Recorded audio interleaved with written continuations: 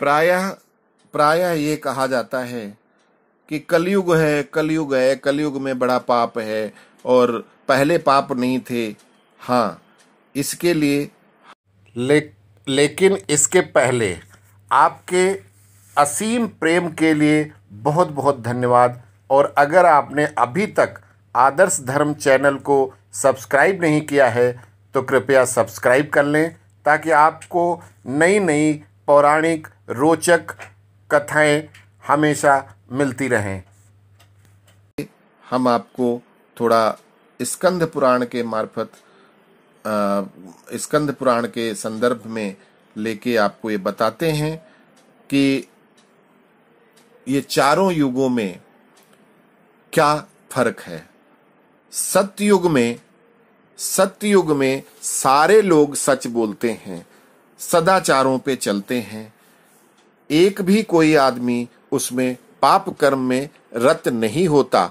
अगर कोई 2-4% लोग ऐसे होते हैं, ऐसा कोई पाप कर्म करना शुरू करते हैं, तो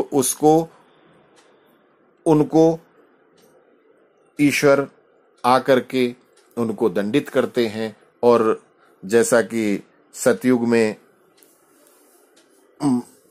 हिरण्याकश्यप और हिरण्याक्ष जैसे कुछ राक्षस हुए थे जिनका भगवान ने संहार किया था, तो ये तब भी आते थे अपने आप को भगवान बताने वाले, और वो उसके बाद में भी आए, आज भी आते हैं। लेकिन अगर कोई सतयुग में कोई किसी से पाप हो जाता था तो उसके लिए उसे वर्षों तक तपस्या करनी पड़ती थी। वर्षों तक तपस्या करनी है, यज्ञ करने हैं, ये सारे विधान होते थे। उसी तरह से फिर त्रेता युग में एक अंश पापी होते थे, 3 अंश सत्कर्मी होते थे। एक अंश मतलब 25% दुष्ट और 75% अच्छे लोग। उसके लिए भी फिर भगवान उसका धर्म की स्थापना के लिए आते हैं। द्वापर में 50-50 हो जाता है। द्वापर युग में 50% गलत लोग होते हैं, छल बल सब करते हैं, और 50% सत्कर्मी लोग होते हैं। फिर वही कलयुग में ठीक त्रेता का उल्टा हो जाता है कि 25% शुरू में 25% अच्छे लोग रह जाएंगे, 75% पापी दुष्ट होंगे।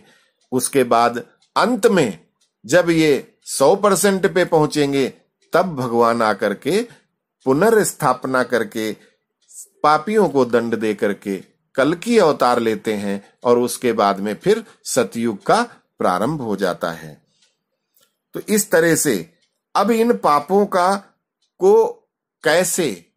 को कैसे निस्तारण कैसे होता है हर युग में, तो हमने आपको बताया कि सतयुग में बहुत सारे यज्ञ, व्रत, तपस्या इत्यादि करना पड़ता है।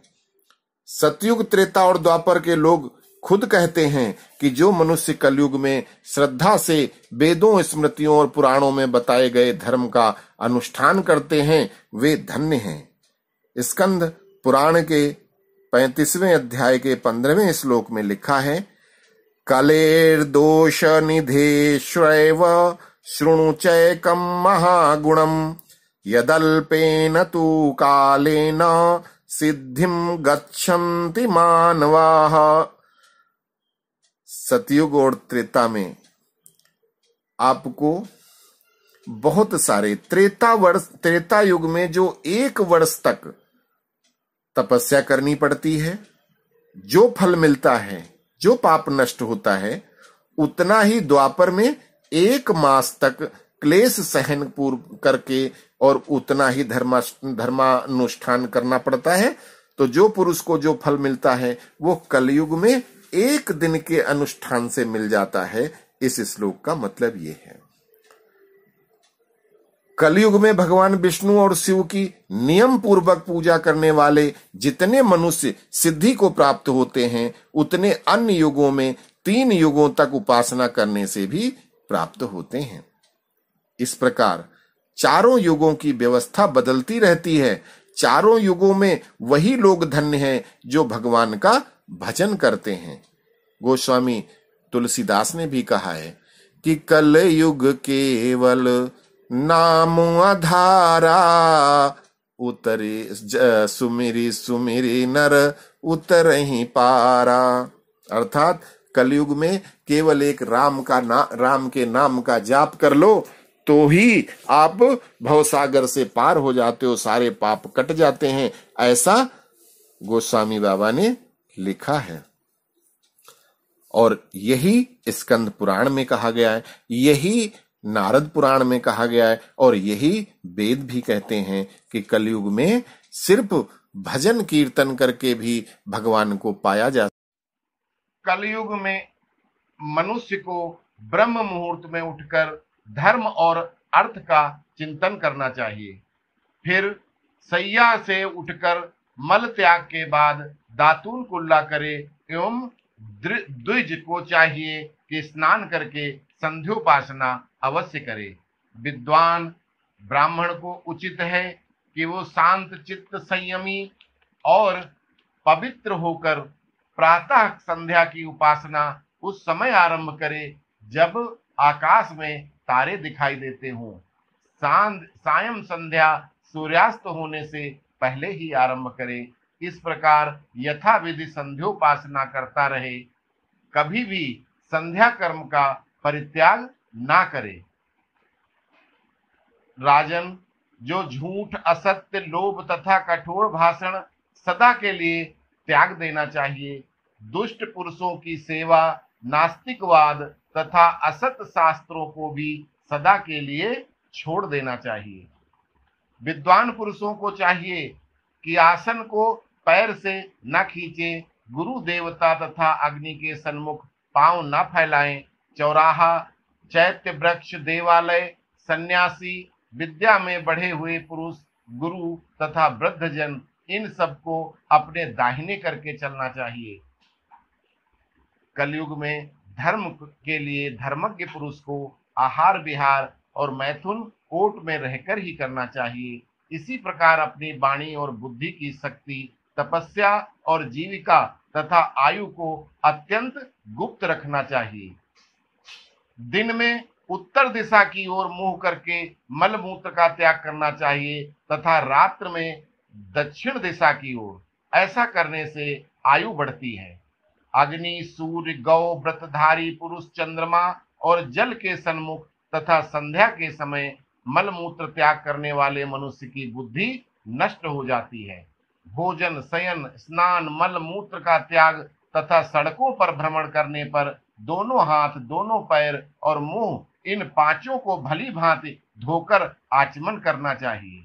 नदी में, शमशान भूमि में, राह में, गोबर पर जोते हुए खेत में तथा हरी भरी घास वाली भूमि पर मल मूत्र का त्याग नहीं करना चाहिए। ये कुछ नियम हैं जिन नियमों का पालन करते हुए भगवत भजन करना चाहिए और हमेशा भगवान विष्णु और भगवान शंकर की मन से आराधना करनी चाहिए। विद्वान पुरुष हाथ को इतना धोएं कि मल की गंध और लेप सर्वदा दूर हो जाए। अपने आप को ताड़ना न दें, दुख में न डालें। दोनों हाथों से अपना सिर कभी नहीं खुजलाना चाहिए। स्त्री की रक्षा करें और उसके प्रति अकारण ईर्षा छोड़ दें।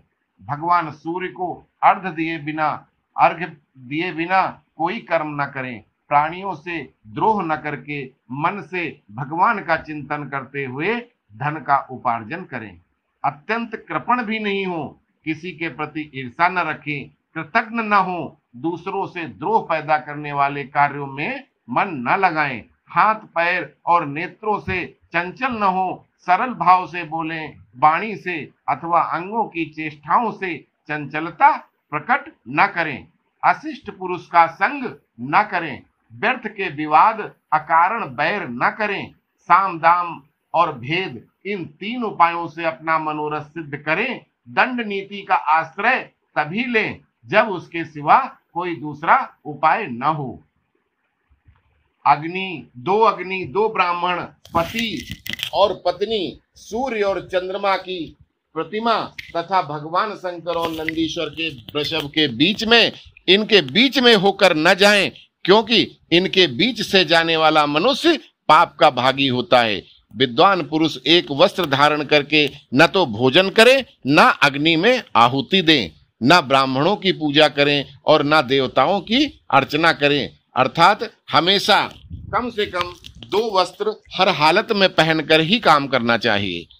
कूटना, पीसना, झाड़ू देना, पानी छानना, रांधना, भोजन करना, सोना, उठना, जागना, छींकना, कार्यक्रम करना, कार्य की समाप्त करना, मुंह से अप्रिय वचन निकल जाना, पीना, सूंघना, स्पर्श करना, सुनना, बोलने की इच्छा करना, मैथुन करना और सोच कर्म, इन 20 कार्यों के होते या करते समय भी जो सदा भगवान शंकर का नाम स्मरण करता है, उसी को शिव भक्त जानना चाहिए। विद्वान पुरुष को चाहिए कि पराई स्त्री से बातचीत भी न करे। यदि कभी आवश्यकता बस बात करनी पड़े तो माता जी, बहन जी, बेटी अथवा आर्य कह करके बात करना चाहिए। तो इस तरह से इन सभी जो नियम हैं, सदाचार के नियमों का पालन करते हुए हमें कलयुग में हमेशा भगवत भजन करना चाहिए। और ऐसा करने से वो एक दिन की ही पूजा से भगवान प्रसन्न हो जाते हैं। एक दिन के अनुष्ठान से ही वो भवसागर से पार हो सकते हैं। अस्तु। ओम शांति। ओम